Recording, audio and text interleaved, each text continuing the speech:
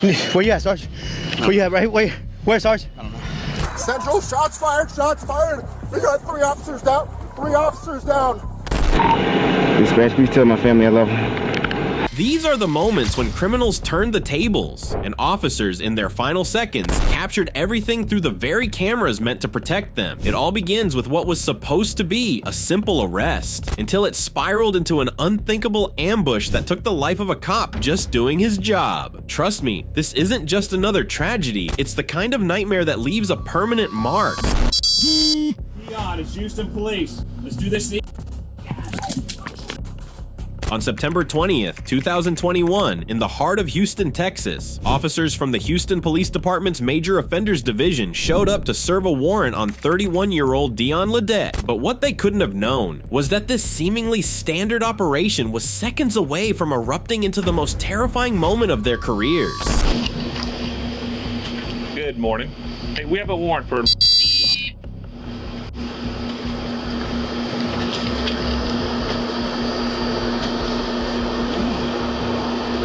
Ma'am?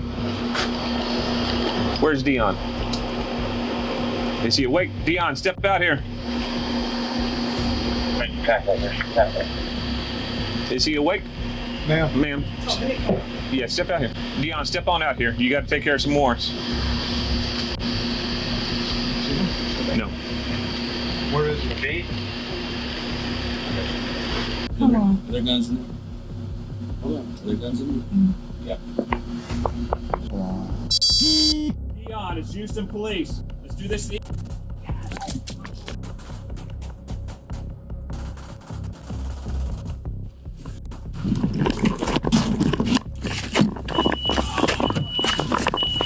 Officer William Jeffrey, standing just to the right of the doorway, was the first to get hit. The shots came fast, sudden, brutal, and he went down instantly, never even getting the chance to react. Right behind him, Sergeant Charles Vance took a round as well, and as the air exploded with gunfire, he dropped hard, crawling for cover as the quiet morning turned into sheer chaos. Dion Ledette was struck several times and died right there at the scene. Officer William Jeffrey, gravely wounded, was rushed to the hospital. Despite the doctor's best efforts, he didn't survive. As for Sergeant Charles Vance, though seriously injured, he pulled through. He was hospitalized in stable condition and released just a few days later. The next case isn't just violent, it's pure, unfiltered brutality, where a suspect suddenly unleashed a hail of gunfire, hitting an officer with such devastating force that it shattered both of his arms and left him clinging to life with a catastrophic wound to the neck. Take your hands out your pocket! Take your hands out your pocket! Shots fired! It was the first morning of a brand new year, January 1st, 2016. Officer Quincy Smith responded to a call about a suspicious man stealing from a nearby grocery store. That man was later identified as Malcolm Antoine Orr. What happened next wasn't just criminal, it was something that might leave you deeply unsettled. I'll be out with that subject. Come here, man. Come here for a second. Come here. If you don't, you better stop, or I would. Come here. Come here. Stop. Stop. Stop. Take your hands out your pocket. Take your hands out your pocket. If you don't stop, so I'm gonna tase you.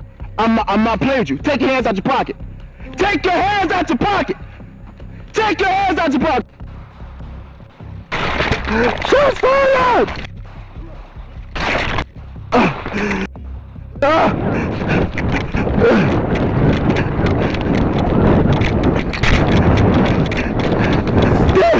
Shots fired!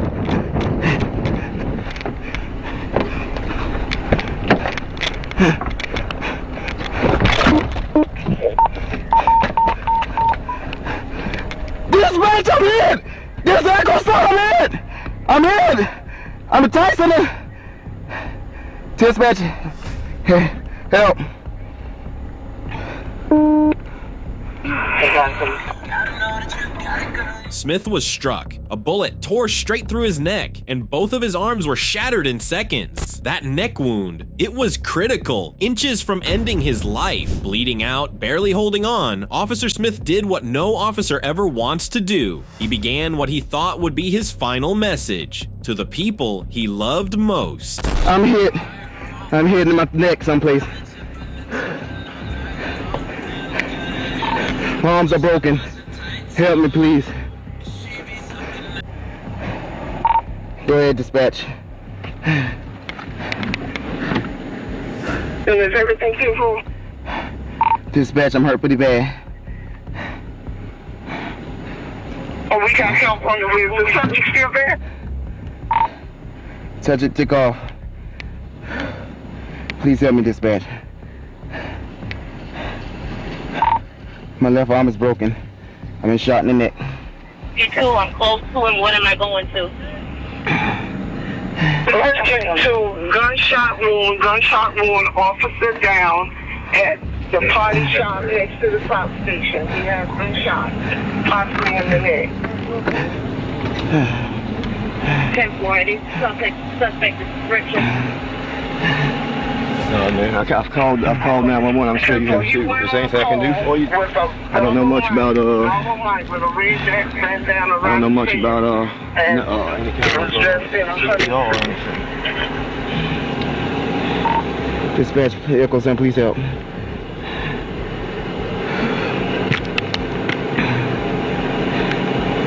Yeah, I seen you after that, boy. I seen you after it. We'll stay good with you, man. Okay, thank you, sir. Dispatch, please tell my family I love them. Thankfully, paramedics arrived just in time. They worked fast, racing to stabilize Officer Smith, who was barely conscious, holding on with a bullet still buried deep in his neck. And somehow, against every odd stacked against him, he made it. That shot to the neck was inches from fatal, but Quincy Smith pulled through. As for Malcolm Antoine Orr, justice caught up with him. He was convicted of attempted murder and sentenced to the maximum 35 years behind bars. Quincy Smith defied the odds, but the next officer wasn't given that chance. On May 10th, 2021, officers from the San Luis Obispo Police Department arrived at the residence of Edward Guerin, armed with a search warrant tied to a recent wave of commercial burglaries. What they didn't fully realize was who they were walking into. Guerin wasn't just a suspect, he was a man unraveling. Years of mental decline, a deepening paranoia after losing his job during the COVID crisis. The warnings were there, but they weren't seen for what they truly were. And in just moments, the gravity of that oversight would become horrifyingly clear. You haven't had your camera on this whole time? Police department, search warrant, open the door, we're gonna force entry. Guerin? Edward Guerin.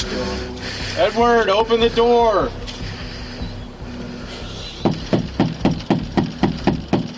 Despite repeated commands echoing through the hallway, Edward Guerin stood behind that door in complete silence. And when it became clear he wasn't going to comply, officers had no choice but to breach the entry. What happened next would mark the bloodiest and most traumatic moment any of them had ever faced in uniform.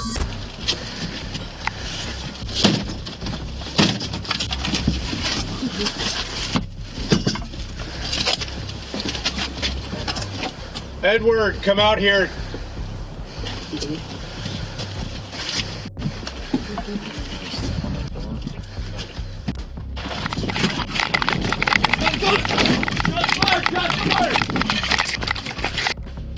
Shots fired, shots fired.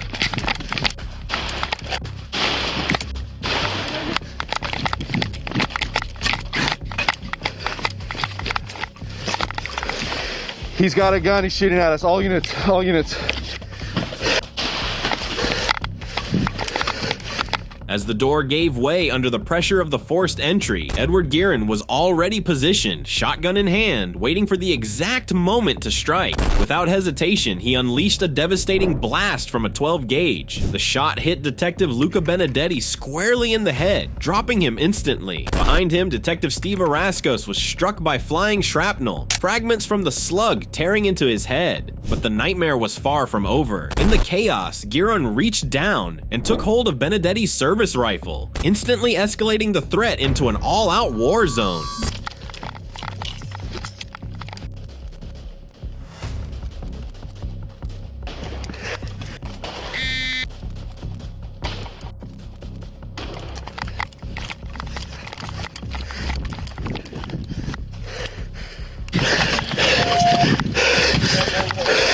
Are you okay, Steve?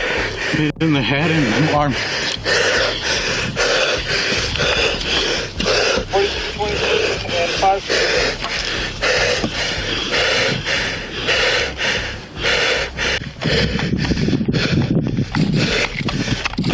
Over here, you got a good shot from here. I'm bad. Wait, did he go back inside? Yeah, he stumbled though. Yeah, I'm okay. Are you good? Yeah, I'm okay. Get those guys, Sarge.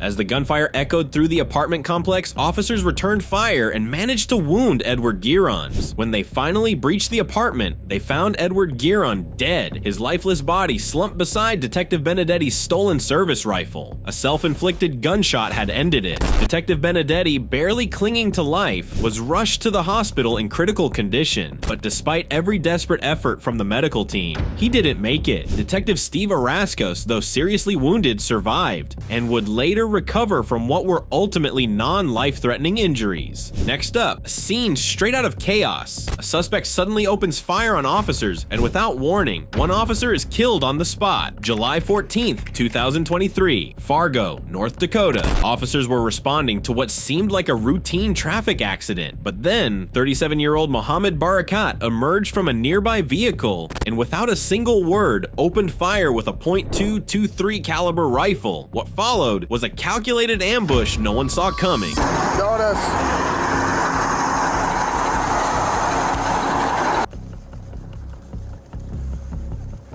Central, we got shots fired. Central, we got shots fired. Central, we got a man with an AK-47. He's shooting at us. We're at...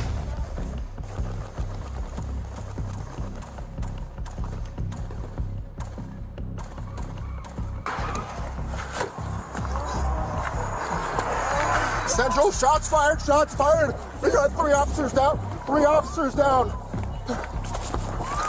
Send everybody.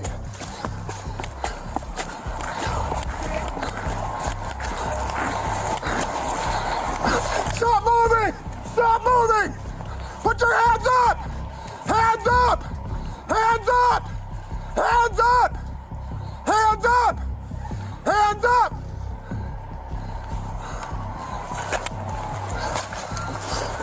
Fargo 534, 3 officers down. Even after taking rounds himself, Barakat wasn't done. Wounded and bleeding, he still reached for his rifle. But one officer, despite the chaos, despite the risk, refused to back down. He moved in, fast, determined to end the threat before more lives were lost.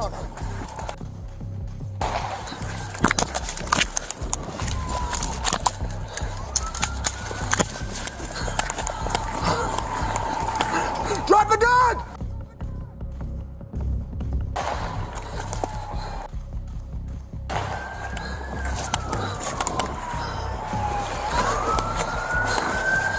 Drop the gun! Drop the gun! Drop the gun! Drop the gun! Drop the gun! Drop the gun!